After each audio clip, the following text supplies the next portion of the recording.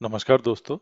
आज हमारे एक्सेल फॉर्मूले की 11वीं क्लास है जिसमें हम इफ और नेस्टेड इफ फंक्शन के बारे में सीखेंगे कि इफ कंडीशन क्या होती है और नेस्टेड इफ क्या होती है। ठीक है, इफ कंडीशन की अगर हम बात करते हैं तो इफ कंडीशन एक्सेल का वह लॉजिकल फंक्शन है जिसमें हम किसी भी शर्त के आधार पर ये पता लगाते हैं कि जो शर्त हमने दी है वो सही है या गलत है, और यदि वो सही है तो सही के आधार पर परिणाम दे, और यदि वह गलत है तो गलत के आधार पर परिणाम दे। ये हमारी क्या होती है? इफ कंडीशन होती है। नेस्टेड इफ क्या होते हैं कि जब हम इफ कंडीशन के अंदर ही मल्टीपल इफ कंडीशन लगाते हैं, मतलब एक या एक से ज्यादा कंडीशन अप्लाई करते हैं इफ के अंदर, इफ फॉर्मूले के साथ ही, उसको हम नेस्टेड इफ बोलते हैं। ठीक है, चलिए हम इसको समझने की कोशिश करते हैं। इफ कंडीशन एक्सेल का एक लॉजिकल फंक्शन है जिसका उपयोग किसी शर्त को जांचने के लिए किया जाता है। यह जांचता है कि दी गई शर्त ट्रू या फॉल्स है, और वह उसी के आधार पर अलग अलग परिणाम देता है।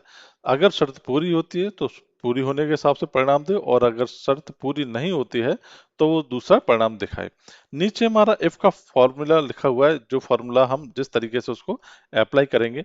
ठीक है, इस पे लिखा है इक्वल्स टू इफ ब्रैकेट में लॉजिकल टेस्ट। यहाँ पे हम लॉजिकल टेस्ट लगाएंगे। लॉजिकल टेस्ट हमारा क्या करता है?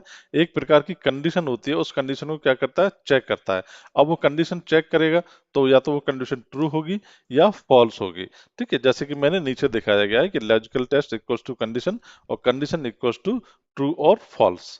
ठीक है, अब बात आती है, यहाँ पे हमने लिखा लॉजिकल टेस्ट के बाद ब्रैकेट लगाया, ब्रैकेट के बाद लगाता है वैल्यू इफ ट्रू, यानी कि अब वो क्या बोल रहा है इस फंक्शन में कि अब हमें यहाँ पे वो दिखाना है कि जो वैल्यू यदि ट्रू होती है, यानी कि लॉजिकल टेस्ट हमारा ट्रू होता है तो उसके आधार पर क्या रिजल्ट दे। ठीक है, और यदि लॉजिकल टेस्ट हमारा फॉल्स होता है तो उसका क्या रिजल्ट दे। ठीक है, इस तरीके से जो है हम इफ कंडीशन को यूज करते हैं। चलिए हम इफ कंडीशन की बात करते हैं। इफ कंडीशन पे ये है हमारा बेसिक फंक्शन। ठीक है, हमने इसमें एक कंडीशन दी हुई है, ये हमारा दूसरा फंक्शन है। ठीक है, पहला फंक्शन हमारा बेसिक है जिसमें कि हम सिंपल सा कुछ फेल या पास लिखना चाहते हैं। ठीक है, हमने किया, मान लीजिए आपके पास एक छात्र का अंक है जिसमें सेल C4 में आपने क्या लिखा हुआ है? अंक लिखा हुआ है, जो कि सेल C4 हमारी ये है। यदि अंक 40 से ज्यादा है तो पास आए, और यदि अंक 40 से कम है तो फेल आए। तो मैं क्या करूंगा, यहाँ पे इफ कंडीशन लगा दूंगा, इक्वल्स टू इफ। ठीक है, अब मैं क्या लगाऊंगा? Logical test. लॉजिकल टेस्ट मेरा क्या बोल रहा है, क्या पूछ रहा है? हमें ये बोल रहा है कि यदि 40 से ज्यादा है तो पास आए और 40 से कम आए तो फेल आए। जो कि 40 हमारा क्या लिखा है, 40 हमारा C4 में लिखा है, तो हम C4 में जाएंगे। ठीक है, और इसके बाद हम इसमें जो है क्या पूछा है कि 40 से ज्यादा, तो हम ये देखते हैं ग्रेटर देन का फॉर्मूला लगाते हैं। ठीक है, कितने से ज्यादा? 40।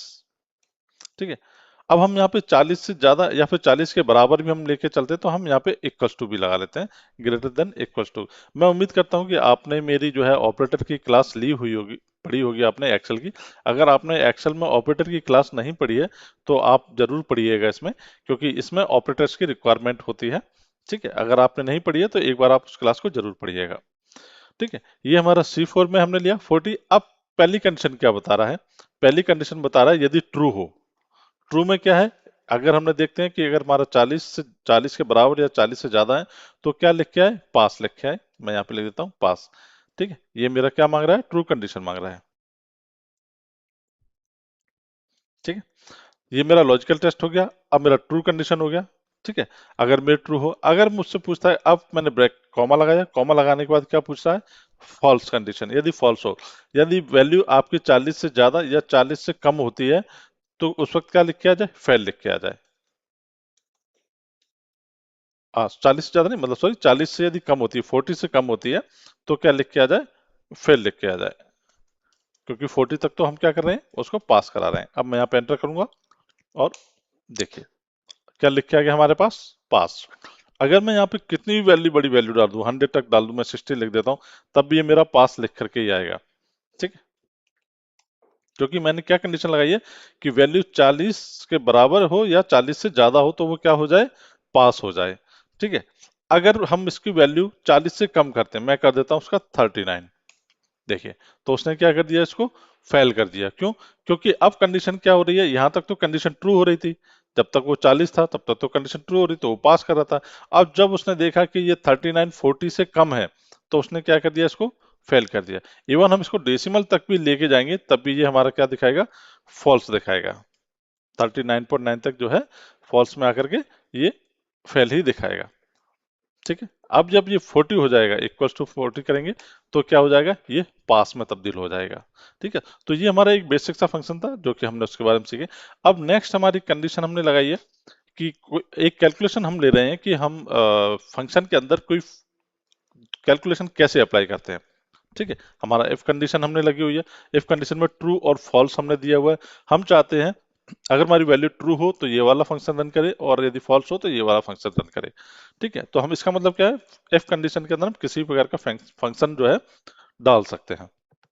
चलिए, ये मेरे डिस्काउंट कैलकुलेशन की एक दिया हुआ है। इसमें लिखा है हमने, मान लीजिए C9 जो कि मेरा ये है, प्रोडक्ट की कीमत 5,000 से ज्यादा है तो उसको 10% का डिस्काउंट मिले, और यदि सॉरी यहाँ पे मैं 5,000 कर लेता हूँ। ठीक है, और या वो 5,000 से कम है तो वह एज इट इज रहे, उसमें कीमत में कोई भी किसी प्रकार का बदलाव ना हो। चलिए, मैं इसको सेव कर बुक करता हूँ, फंक्शन लगाता हूँ। मैं लगाता हूँ इफ। ठीक है, लॉजिकल टेस्ट मेरे क्या कहाँ से है, C9 से। क्या बोल रहा है, यदि वह 5,000 से ज्यादा हो। ठीक है, कितने से, 5,000, मैं लिखता हूँ 5,000, तब वो क्या करे, 10% का डिस्काउंट दे। तो मैं क्या करूंगा, दिस, एक सेकेंड, चलिए, मैं क्या करूंगा, दिस यानी कि C9 इंटू क्या कर दूंगा, 10% निकाल दूंगा। तो मेरा ये 10% निकाल दिया। ठीक है, और यदि 10% नहीं है तो वो क्या, उसका है discount as it is show कर दे। ठीक है, तो कितना डिस्काउंट एज इट इज का मतलब ये जीरो डिस्काउंट। मैं यहाँ पे जीरो डिस्काउंट लिख देता हूँ। ठीक है, अब मैं एंटर कर देता हूँ। देखो, अब जो 5,000 है तो उसने जीरो दिखा दिया। यदि मैं इसको 5,001 कर देता हूँ तो ये मेरा क्या दे देगा, 10% का डिस्काउंट दे देगा। अगर मैं यहाँ पे 6,000 करता हूँ तो ये मेरा 6,000 पे डिस्काउंट दे देगा 10%। और यदि ये वैल्यू मैं 5,000 से कम कर देता हूँ, इतना लिख देता हूँ, तो ये क्या उसने दे दिया, डिस्काउंट जीरो, क्योंकि यहाँ पे किसी प्रकार का डिस्काउंट हम नहीं दे रहे हैं, क्योंकि इतना ही है। अब मैं चाहता हूँ कि जैसे कि मुझे डिस्काउंट हमने ये कर दिया है,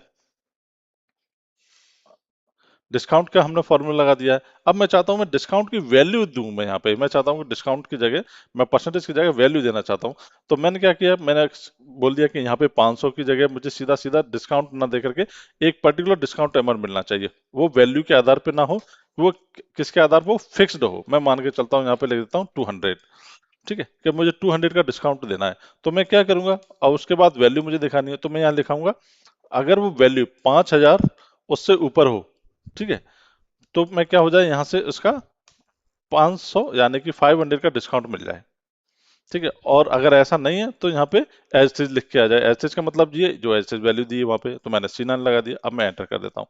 देखो, ये C9 पे मैंने किया तो ऑलरेडी क्या हुआ, जो वैल्यू हमारी फॉल्स हो रही है, पहला क्या है, उसने चेक किया 5,000, 5,000 से वैल्यू 34 से छोटी होती है, तो उसने क्या किया, उस कंडीशन को ट्रू ना मानते हुए फॉल्स माना, और वह कहाँ चला गया, C9 पे, तो उसने एज इज वैल्यू प्रिंट करा दी। अब मैं वहीं अगर इसको कर देता हूँ 6,000, तो देखो, उसने 6,000 करने के बाद उसने क्या किया, 500 का डिस्काउंट दे दिया। C9 पे गया, C9 पे कितना लिखा है, 6,000। उसने चेक किया कंडीशन कि ये ट्रू है या फॉल्स है। उसने चेक किया कि 5,000 जो है छोटा है किससे, 6,000 से, तो यानी कि कंडीशन ट्रू हो रही है। कंडीशन ट्रू पे आया तो उसने C9 पे गया, और C9 से उसने क्या कर दिया, माइनस कर दिया 500। तो उसने हमको रिजल्ट दे दिया कितना, 5,500 का डिस्काउंट। ठीक है, तो इस तरीके से जो है हम बेसिक फंक्शन लगा सकते हैं। ठीक है, नॉर्मल तौर पर टेक्स्ट लिखना हो तो हम टेक्स्ट लिख सकते हैं इस तरीके से, और यदि हमें कोई फंक्शन लगाना हो तो हम इस तरीके से फंक्शन के अंदर फंक्शन लगा सकते हैं। चलिए, अब हम नेस्टेड इफ के बारे में जानते हैं कि नेस्टेड इफ क्या होता है। ठीक है, नेस्टेड इफ वह होता है जिसमें हम इफ कंडीशन के अंदर ही मल्टीपल कंडीशन लगाते हैं, वो भी इफ के द्वारा ही। ठीक है, यानी कि ऐसी कोई भी कंडीशन जिसमें हमने इफ को द्वारा से अप्लाई किया है, वो हमारी नेस्टेड इफ कंडीशन कहलाती है। अब नेस्टेड इफ कंडीशन में हमें कुछ चीजों को ध्यान रखना होता है। ठीक है, क्योंकि उसमें शर्त एक नहीं होती है, एक से ज्यादा शर्तें इस्तेमाल की जाती हैं। तो उसमें हमें ध्यान ये रखना होता है कि जो कि हमारी सबसे बड़ी शर्त है वो सबसे पहले आए, फिर उससे छोटी शर्त आए, फिर उससे छोटी शर्त आए। ठीक है, तो इस तरीके से हम जो है नेस्टेड इफ लगाते हैं। अगर जितनी भी आपने शर्तें दी हुई हैं तो सबसे पहले बड़ी शर्त आएगी, फिर उससे छोटी, फिर उससे छोटी, फिर उससे छोटी। इस तरीके से जो है हम शर्तों को क्या करेंगे, यूज करेंगे, इस्तेमाल करेंगे। ठीक है, अब चलिए मैंने इसको समझने की कोशिश करते हैं हम यहाँ से। मैंने लास्ट क्लास में ऑलरेडी आपको ये चीज बताई थी, ठीक है, परसेंटेज को निकाला, तब आपने इस टेबल को देखा होगा अगर आपने लास्ट क्लास देखी है तो। ठीक, इसमें मैंने परसेंटेज के द्वारा ये निकालना है कि किस स्टूडेंट किस ग्रेड में फॉल करता है। ठीक है, अगर स्टूडेंट 80% लाया है तो वो ग्रेड ए में आए, और यदि वो 60% आया तो ग्रेड बी में आए, और यदि वो इनमें से किसी में भी फॉल नहीं करता किस में आए, ग्रेड सी में आए। अब मैं ये जो कंडीशन दी हुई है इस कंडीशन को मैं कैसे अप्लाई करूं, कि जो मैंने कंडीशन का शर्त बताई है कि सबसे पहले बड़ी शर्त आनी चाहिए, उसके बाद छोटी, फिर उसके बाद छोटी। क्यों बता रहा हूं इस चीज को, इसके नुकसान क्या होते हैं यदि हम शर्त को बिना जांचे कंडीशन लगाते हैं। चलिए मैं मान के चलता हूं, मैं इफ कंडीशन में सबसे पहले 60 से शुरू करता हूं, यानी कि हम वो कंडीशन लगाते हैं जो कि हमारा फॉर्मूला गलत बता सकता है, रिजल्ट गलत दे सकता है। ठीक है, तो पहले दिया हमने लॉजिकल टेस्ट। लॉजिकल टेस्ट में हमने लिखा कि दिस, यानी कि ये वाली जो वैल्यू है वो ग्रेटर देन या इक्वल टू 60 होती है। तो क्या हमने दिया, कंडीशन हमारी क्या है, ट्रू होती है, तो क्या आ जाए, ग्रेड बी आ जाए। हम यहाँ पे लिख देते हैं ग्रेड, ग्रेड बी। ठीक है, अब बोलता है इफ कंडीशन। अब इफ कंडीशन में हम यहाँ पे मल्टीपल कंडीशन दी हुई है, तो हम क्या लगाएंगे यहाँ पे, इफ कंडीशन फिर से लगाएंगे। इफ, अब ये दिया हमने वैल्यू इज ग्रेटर देन और इक्वल टू क्या, 80। अब 80 में क्या है, ग्रेड ए, हम लिखेंगे यहाँ पे ग्रेड ए। ठीक, और नेक्स्ट हमारा क्या है, इसमें फॉल्स क्या लिखा है, ग्रेड सी, तो हम यहाँ पे ग्रेड सी लिख देंगे, ग्रेड सी। चलिए अब हम देखते हैं ये हमें रिजल्ट गलत देगा। ठीक है, क्यों देगा बताते हैं। चलिए एंटर किया, देखो उसने क्या दिया, हमें ग्रेड बी दे दिया। अगर मैं नीचे तक जाता हूं तो मैक्सिमम में ये क्या देगा, हमें ग्रेड बी देगा। उसका कारण क्या है, उसका कारण ये है क्योंकि हमने फॉर्मूले में जो कंडीशन लगाई है वो लोअर कंडीशन हमने पहले लगा दी है। अब उसने क्या किया, यहाँ पे आया, उसने K5 में चेक किया, उसने यहाँ चेक किया कि यस ग्रेटर देन 60 है, तो उसने यही दे दिया, वो यहाँ तक गया ही नहीं। क्यों, क्योंकि उसके लिए वो ट्रू कंडीशन यहीं पे ही कंप्लीट हो गई। क्यों, क्योंकि 80 जो 86 लिखा हुआ है वो 60 से ज्यादा है, तो उसके लिए वो कंडीशन यहीं पे ट्रू हो गई, उसको आवश्यकता नहीं पड़ी आने आगे जाने की। तो इसलिए हम हमेशा बड़ी कंडीशन को पहले लगाते हैं। ठीक है, फिर उसके बाद उससे छोटी, फिर उसके बाद उससे छोटी। अगर मैं मान के चलता हूँ यहाँ 60 की जगह कुछ और भी हमें लिखा होता तो फिर हमें उसके हिसाब से लेके चलने पड़ते। ठीक है, तो हम मल्टीपल कंडीशन लगाने के लिए हमें क्या करना पड़ता है, हमेशा इस चीज का ध्यान रखना होता है कि बड़ी कंडीशन पहले आए और छोटी कंडीशन बाद में आए। ठीक है, चलिए अब मैं इसको जो है करेक्ट करता हूँ। करेक्ट करते वक्त मैं क्या करूंगा, मैं इसको कर देता हूँ 80, और यहाँ लिख देता हूँ ग्रेड ए। ठीक है, और यहाँ लिख देता हूँ 60, और यहाँ लिख देता हूँ grade B and grade C. ठीक है, आप देखिए अब इसने 80 से ऊपर आ गया, इसने ग्रेड ए ले लिया। मैं नीचे लेता हूँ, ये देखिए बाकी सारे की इसको छोड़ के और इसको छोड़ के ये सारे के सारे हमारे किस में आते हैं, ग्रेड बी में आते हैं। ठीक है, अब ये 83 जो कि हमारा ग्रेड 20 वगैरह था, क्योंकि हमने फॉर्मूला गलत लगाया था। अब हमने क्या किया, फॉर्मूला सही कर दिया है, तो ये उस फॉर्मूले के अनुसार जो है अपना रिजल्ट दिखा रहा है।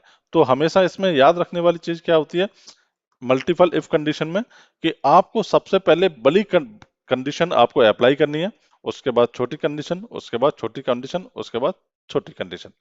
आपने अगर 5 से 6 कंडीशन आपने अप्लाई करनी है तो सबसे पहले बड़ी वाली लाएंगे, और जो सबसे छोटी वाली कंडीशन है वो सबसे लास्ट में आएगी। अब जैसे इसमें सबसे छोटी वाली कंडीशन क्या थी, ग्रेड सी सबसे छोटी वाली कंडीशन थी जो कि सबसे लास्ट में अप्लाई हो रही है। ठीक, तो इस तरीके से जो है हम मल्टीपल इफ कंडीशन लगाते हैं। हालांकि मल्टीपल इफ कंडीशन के फंक्शन के बारे में हम आगे भी और जानेंगे, जब हम लॉजिकल फंक्शन का इस्तेमाल करेंगे उसमें हम और भी ज्यादा बेहतर तरीके से इफ कंडीशन को समझेंगे। फिलहाल इफ कंडीशन का यहाँ पे पर्पज इतना ही था कि आप ये जान सकें कि इफ कंडीशन कैसे अप्लाई होता है और नेस्टेड इफ कैसे अप्लाई होता है। ठीक है, तो आज की क्लास में इतना ही। Thank you.